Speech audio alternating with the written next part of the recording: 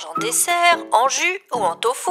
Mais le soja, c'est aussi la base de l'alimentation de nombreux animaux d'élevage, car on le sait moins, mais les bovins notamment consomment des tourteaux de soja. D'ailleurs, en 2017, la France a récolté 400 000 tonnes de soja, dont 2 tiers destinés à l'alimentation animale.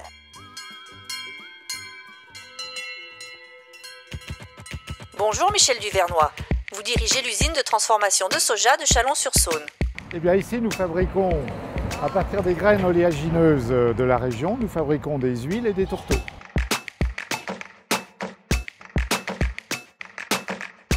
Les tourteaux, ce sont les coproduits issus de la trituration, donc après extraction d'huile, il reste un coproduit qu'on appelle un tourteau pour l'alimentation animale.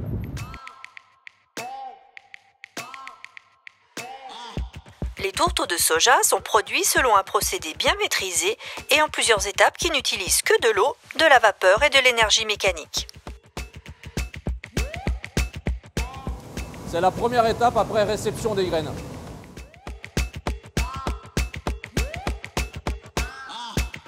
Donc là, on voit la graine de soja descendre sur le broyeur. Je vous explique. D'abord, l'usine reçoit le soja des agriculteurs de la région.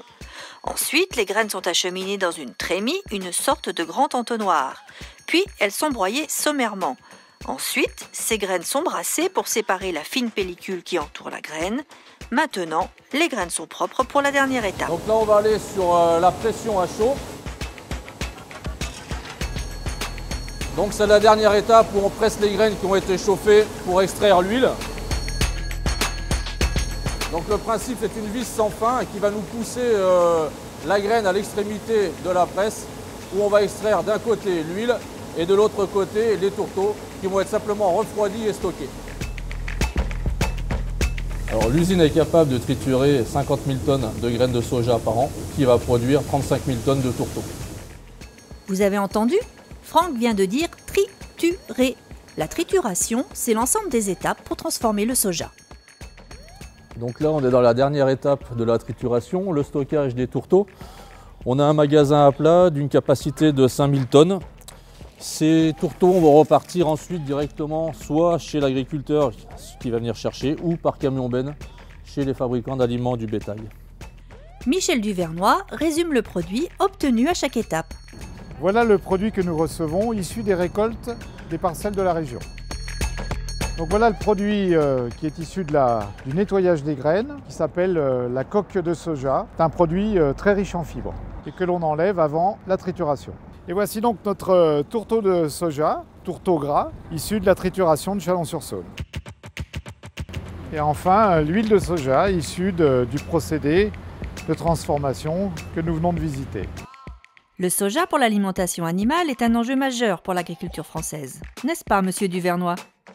L'Europe est structurellement déficitaire en protéines, puisque la majeure partie de nos besoins est importée. Et c'est pour ça que la relance de cette culture dans nos régions permet de mettre à disposition des consommateurs de nos clients un produit local qui va permettre de répondre à leurs besoins, leurs attentes en matière de non-OGM et de sécurité alimentaire.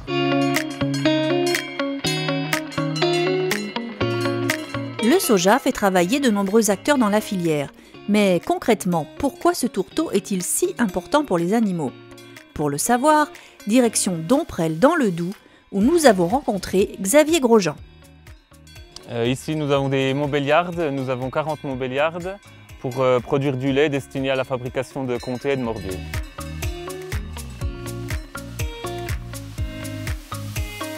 Oui, le comté, c'est une appellation d'origine protégée, comme le morbier, le mont d'or et le bleu gex pour la région de la Franche-Comté.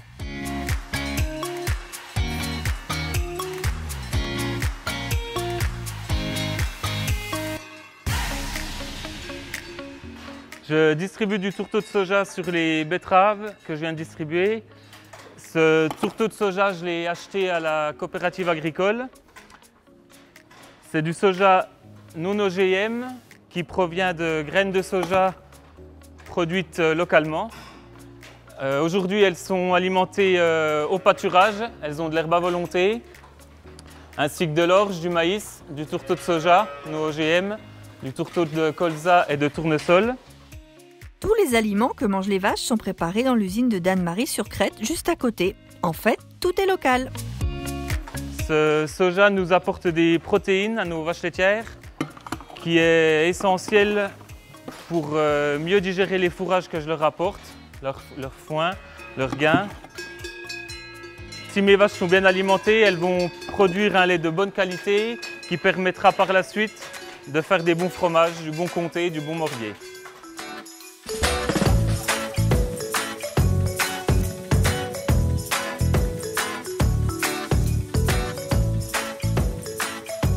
Papa, je suis pas une vache. Pourquoi je mange du soja? Papa, il se trouve où le soja? Mais je sais bien que t'es pas une vache, Mathéo.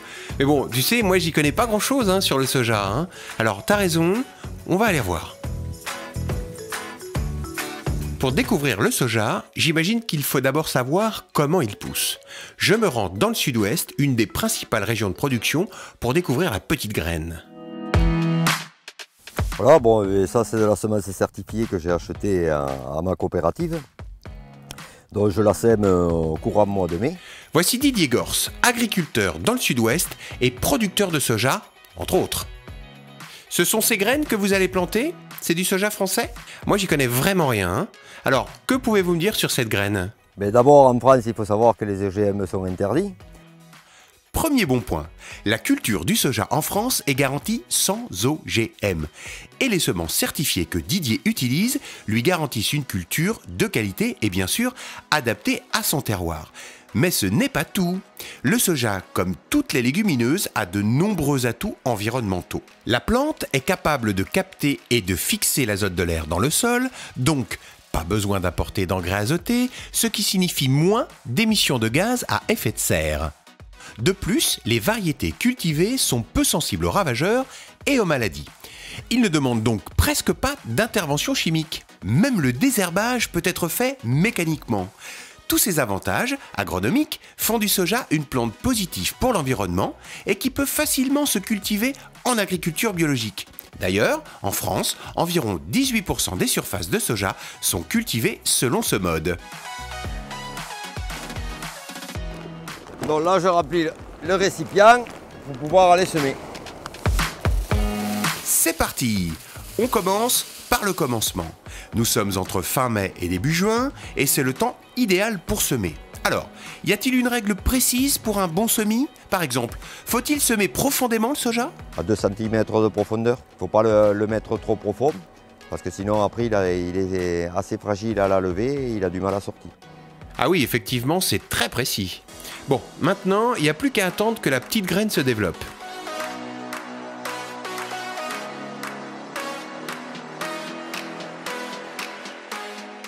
Bon, apparemment, le soja pousse bien. Ça, c'est bon. Nous sommes maintenant vers le mois de juin et c'est joli ces petites fleurs mauves. Mais c'est bon signe, ça?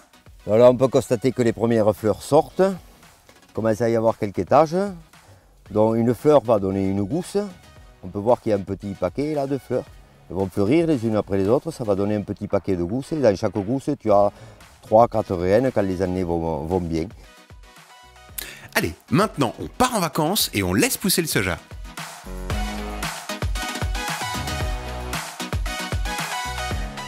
Donc là, on est au mois d'octobre. Je viens dans ma parcelle de soja pour constater si je vais pouvoir moissonner ces plantes. Quand il est bien mûr, tu fais ça, tu as toutes les graines qui bougent dedans et tu l'entends bien. Le mal là, on l'entend vraiment. Là, voilà, là tu l'entends davantage. Voilà, là on entend les graines qui bougent à l'intérieur. Déjà, ça veut dire qu'elles sont bien rondes. Et si je l'ouvre, voilà, la graine est ronde à l'intérieur. Je ne peux pas y planter l'ongle dedans. Donc c'est un soja qui doit être aux alentours des 13-13,5 d'humidité. Donc je peux déclencher la récolte. Donc, pour récolter un soja bien mûr, il faut de la musique et un peu de chaleur pour qu'il ne soit pas trop humide.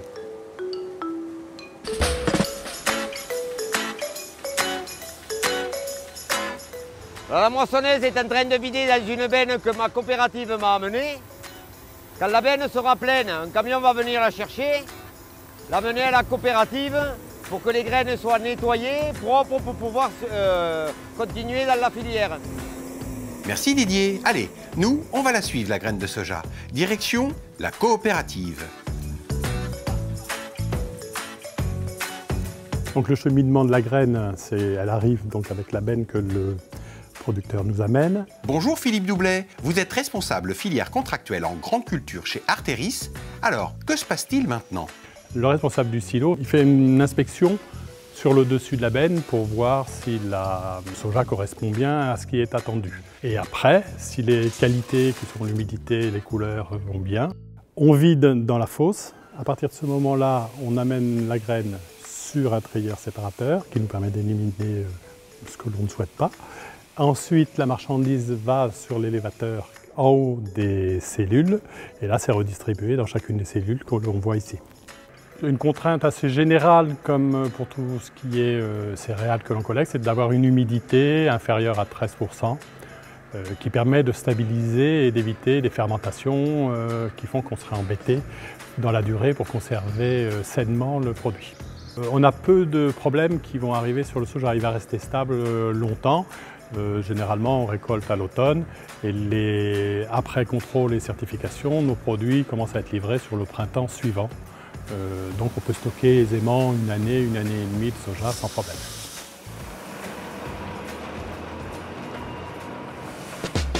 Ça y est, je suis incollable sur la culture du soja. Maintenant, attention, on nous ouvre les portes des secrets de fabrication.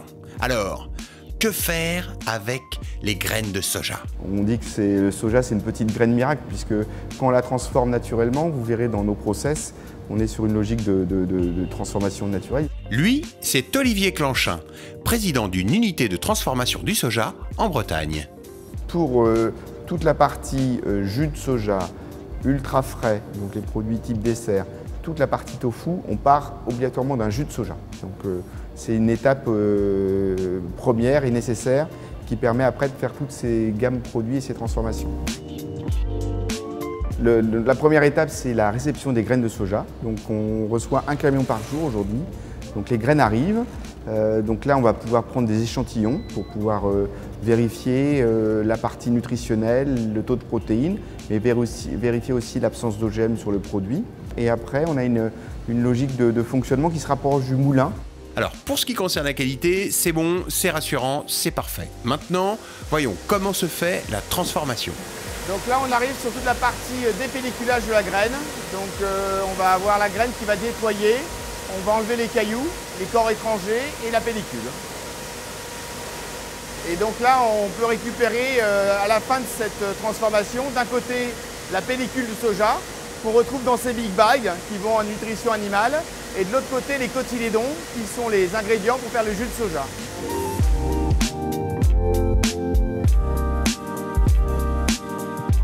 Nous voilà dans la partie extraction, donc où là l'équipe suit en fait toute la partie réception graines, puis toute la transformation de la graine, la cuisson, la séparation, la dilution, pour pouvoir les mettre à disposition au niveau des tanks qui sont après affectés au niveau des ateliers. C'est propre, c'est moderne, mais bon, tout ça n'explique pas comment on fait le jus de soja de mon fils. Pour obtenir ce jus de soja, donc on retrouve nos cotylédons, où là donc, il y a tout un travail de trempage, de chauffage, de broyage et de filtration pour obtenir d'un côté la partie soluble qui est le jus de soja. Donc on retrouve la protéine principalement de la graine, et de l'autre côté la partie insoluble que l'on sèche et donc qui peut après devenir un ingrédient. Bien, cela devient de plus en plus clair. Donc, ce jus de soja est à l'origine de toutes les préparations à base de soja. À partir de là, comment j'obtiens les différents produits? Donc, si on va vers la boisson, on va avoir un traitement qu'on appelle ultra haute température, UHT, donc pour pouvoir le stériliser. Si on va vers les produits type ultra frais, on aura un type fermentation. On va mettre des ferments où il y aura un temps de fermentation qui permettra de faire un produit texturé.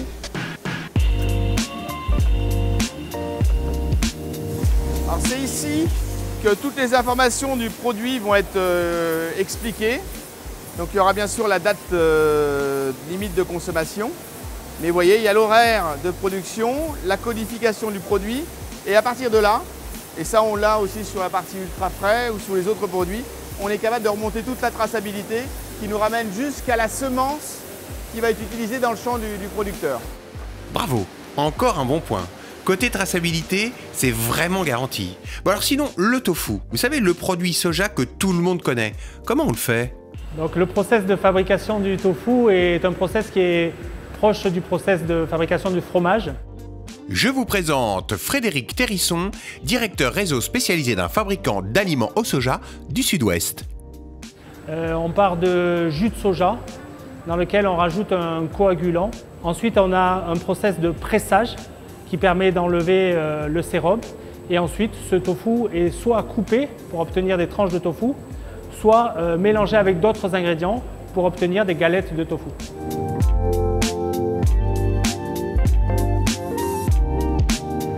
Donc là, on voit des galettes au tofu. Donc le tofu que vous avez vu fabriquer tout à l'heure est mélangé avec des légumes ou des épices, voire du fromage. Il est formé et ensuite il passe soit dans une friteuse, soit dans un four pour sortir sous forme de galettes prêtes à l'emploi. Et sinon, la demande est importante? Qui est-ce qui consomme ces produits? Aujourd'hui, on est dans une phase où il y a de plus en plus de consommateurs qui consomment ce type de produit. On est parti d'une cible vraiment toute petite de consommateurs vraiment avertis, des végétariens, des végétaliens. Aujourd'hui, il y a une part de plus en plus grande de la population qui s'intéresse à l'équilibre entre protéines animales et protéines végétales. Et vraiment, les galettes au soja, les produits au soja, les produits au tofu de manière générale sont une vraie réponse pour cette population.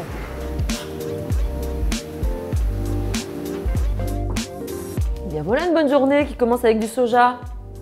Tiens, voici Gwenaëlle Joubrel, nutritionniste, qui est la bienvenue à mon petit déjeuner. Mais pourquoi dites-vous que la journée commence bien? Parce que le soja, ça permet d'apporter des protéines. Dès le petit déjeuner, c'est intéressant. Et puis dans les boissons soja, par exemple, il y a du calcium. Donc si on alterne le lait et les boissons soja, on a des protéines et du calcium pour bien démarrer la journée. Mais je peux en consommer tout le temps du soja ou il y a une fréquence?